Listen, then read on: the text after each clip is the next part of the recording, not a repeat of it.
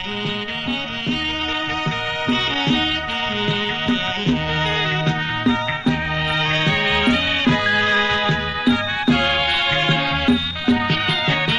ำแหน่งเป็นโสดแล้วนาใดจะตั้งวิวาสมดังใจหมายปอง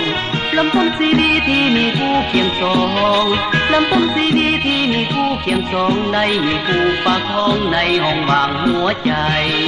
ผมเป็นโสดได้สูญสิ้นไปเหลือเพียงผู้ขวัญใจมาประคองทางมีผู้ดูแลอุปถัมภ์คำสู่มีผู้ดูแลอุปถัมภ์คำสู่สร้างชีวิตเพื่อผู้ก้าวสู่แดนวิมานงานวิวาห์เป็นสิ่งมงคลขอให้เจ้าสมบูรณ์สร้างครอบครัวแบบอย่างจงรักขวัญใจอย่าไล่ลาอยู่จางจงรักขวัญใจอย่าไล่ลาอยู่จางขอจงหักพิงบางสุดตัวฟ้ามาลา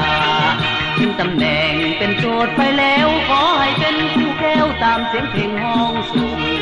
เจ้าคิดสิ่งใดขอให้ได้ดังประสงค์เจ้าคิดสิ่งใดขอให้ได้ดังประสงค์เกียรติศักดิ์ศรีสูงส่งเกินท้องฟ้าดวงดารา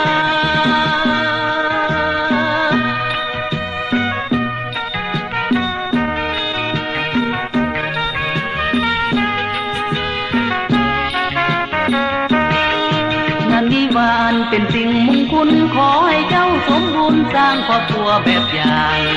จงรักขวัญใจอย่าไล่ลาจืดจางจงรักขวัญใจอย่าไล่ลาจืดจางขอจงหักพิงบางสุดตัวฟ้ามาลาถึงตำแหน่งเป็นโสดไปแล้วขอให้เป็นคู่แก้วตามเสียงเพลงห้องส่ง